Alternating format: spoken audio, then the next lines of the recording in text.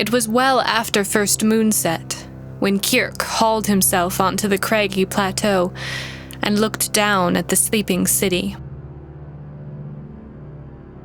Borisy 3 was small. The smallest place in the multiverse, Kierk thought. And the more he'd grown, the smaller it had gotten. Now, from above, it looked like a metal pock on the face of the landscape. A few hours earlier, he had woken in a cold sweat, after dreaming that the constricting walls had closed in and sealed him up like a can of Garvian mash. Most nights, he would have sighed mournfully into the dark, rolled over, and gone back to sleep. But not tonight.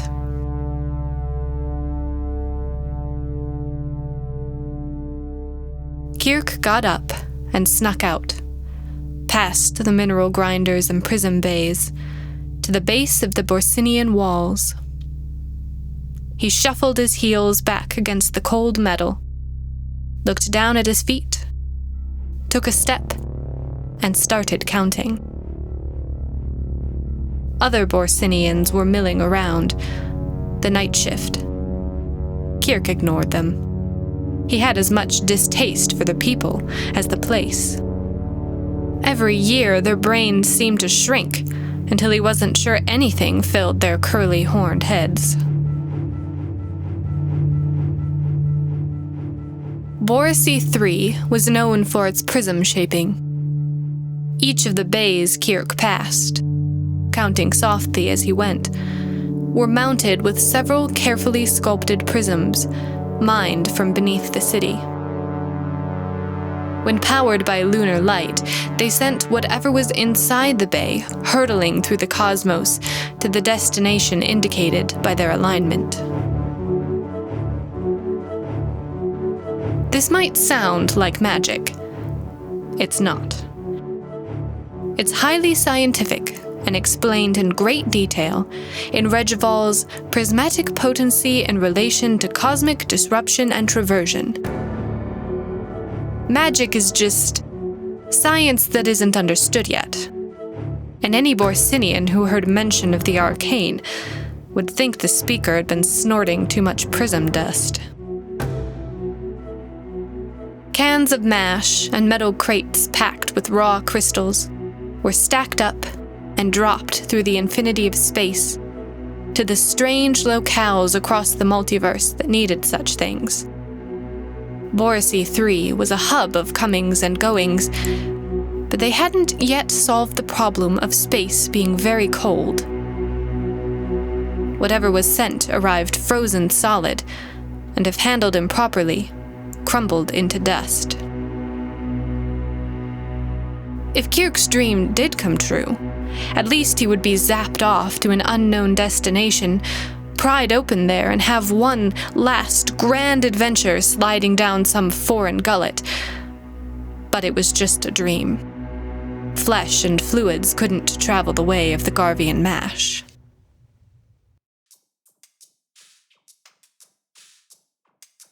When Kierk reached the opposite wall, he sighed and sagged. Every planetary cycle, he paced the diameter of the city to measure it. And as he suspected, every year it had shrunk. If his brain was as remarkable as he fancied, he would have realized this was because every year his legs and feet had grown. However, it could be argued that the place did get relatively smaller since he took up more of it. Either way, the number he had totaled left him discontent.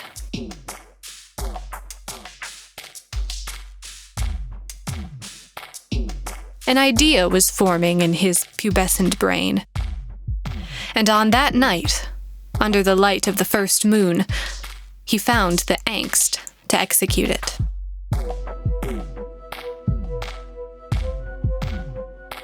He left Borisy 3 with a filtration mask anchored to his horns and climbed the surrounding rugged cliffs. When he reached the top, the second moon had risen, and the third glowed on the horizon. The prisms in the pack on his back clanked as he adjusted the straps. He intended to open a portal to the Forbidden Zone, and then, well, he hadn't thought that far ahead. But forbidden with a capital F was a tempting thing indeed. Kierk crossed the plateau and crept into a small, dark cave. He drew a circle in the dust on the stone floor and set prisms at each focal point. Without the stability of a prism bay, he could only hope for a shaky and temporary portal, but it would be enough to peek through.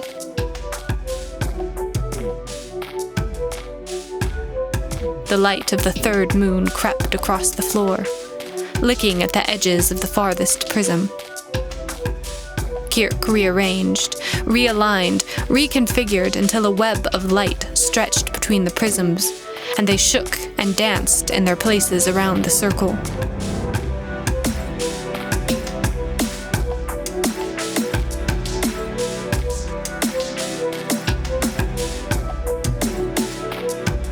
The lunar light glowed, refracted 1,000 times onto and into and through itself.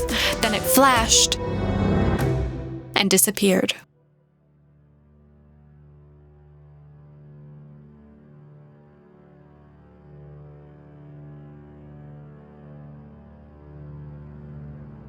Kierk peered into the circle. It was dark. The third moon had moved on, and only by squinting could he see that the circle was slightly darker than the darkness around it. In actuality, it couldn't be dark, because it was nothing. Not the nothingness people refer to when they mean the absence of something, but true nothingness. The absence of everything. The night was still and silent, and so was the puddle of nothing. Then a shift, and a slight change in color. The nothingness had become something. Something big, trying to crawl through. A mammoth foot appeared first, anchoring claws in the rock. Then the tips of 2 tufted ears. When the head squeezed through, Kierk thought there was no way the rest of it could follow, but it kept wriggling and writhing and twisting until another foot, and a long furry body, and 2 more feet, and finally a long tail slid through.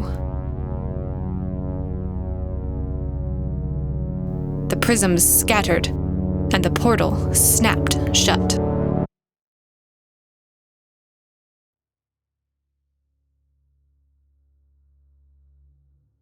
The creature that had crawled out of nothingness shook itself, raining Kierk with ice crystals. It stretched its back and yawned, razor claws arching out of its paws. Then it sat up and curled its tail around its feet. But the cave was shorter than it was, so it had to hunch under the stone ceiling, and its head slid down between its massive shoulders.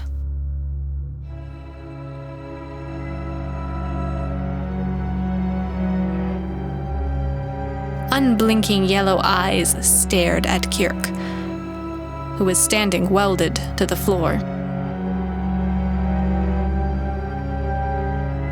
The creature's appearance had startled him.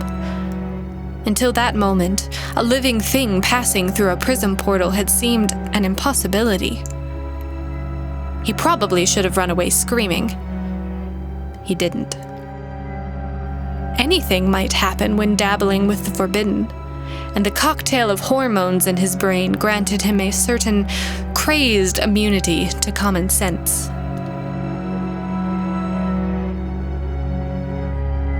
"Salutations," he said nervously, quieter than he intended. The creature stared, one ear twitching as it brushed the rock ceiling. Its pupils dilated until the yellow eyes turned jet black. "What are you, if you don't mind?" Kierk asked, unsure the thing could talk and wondering if he was making a fool of himself. "I am existence," the creature said promptly. "The universe, the cosmos, the whole of life embodied, contained, turned in upon itself, where it is made whole and nothing, complete and separate, possible and impossible, yes and no." "Oh," Kierk said. "I suppose I'm here now," the creature said. "So, if there's something you want, hurry up and say it. Infinity passes one moment at a time." "I'd like to leave this place," Kierk said cheerfully. "I'd like to go somewhere else." "Where?" "Somewhere else?" "I suggest specificity," the creature said. "I believe you organic organisms require certain conditions to survive." Kierk considered this. His knowledge of other places was limited. They were there, somewhere, and he wasn't. "Well, where did you come from?" "The void," the creature said, casually flexing a paw. "Oh. Is it nice there?" The yellow eyes pinned him. "It's a void. It's nothing." "Oh." The creature sighed. Apparently, existence was impatient. "What if I showed you the universe and you selected a place? Can you do that?" It looked as if it wasn't sure he could, but Kierk nodded eagerly. The creature lay so that Kierk stood between its massive front paws and opened its mouth. There were no teeth or tongues or throat, just a warm breeze from a dark, empty cave.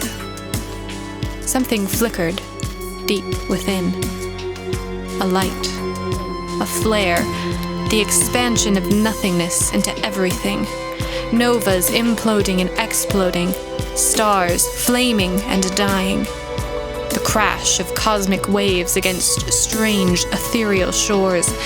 Planets of every shape and size wheeling through the endless dance. Some clamoring with life, others wastelands of dust and raging storms.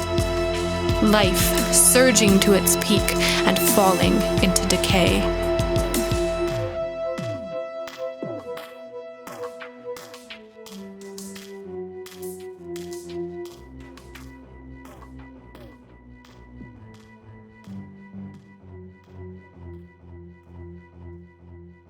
A tear ran down Kierk's cheek. His eyes stung, but he couldn't blink, couldn't look away from the horror and beauty. The creature's mouth stretched into a cavernous yawn, then shut. "See anything you like?" But Kierk was already scrambling down the rocky mountainside. He only stopped when he'd pounded back inside the metal walls and leaned his hands on his knees to catch his breath. He had only seen glimpses of other worlds through the holes the prisms made. In his mind, the whole of the multiverse couldn't be that much bigger than Boris E3. Maybe a little, but not by much. He bent over and panted and thought about throwing up.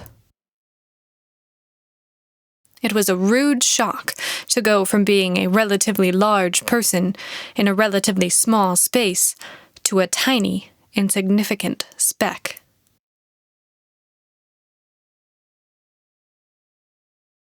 He straightened up and patted the stiff metal wall next to him. At third moonrise, Kierk would have said those unforgiving boundaries kept him in. As the third moon set and he crawled back into bed, he knew they were keeping the rest of the world out.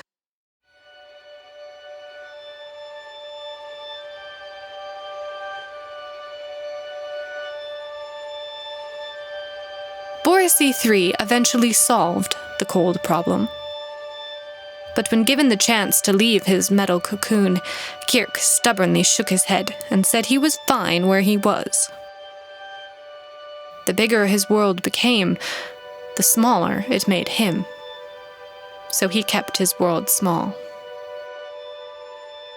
He never saw the magenta shores of Rissian 4 shining with the spume of green waves, or the endless Torfa fields of Urian 2.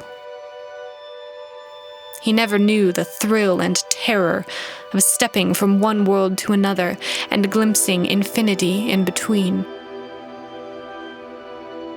He lived hemmed in by walls.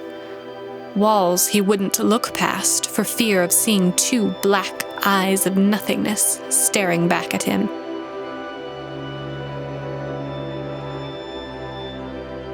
He did become the finest prism shaper in Boris C3, so that's something.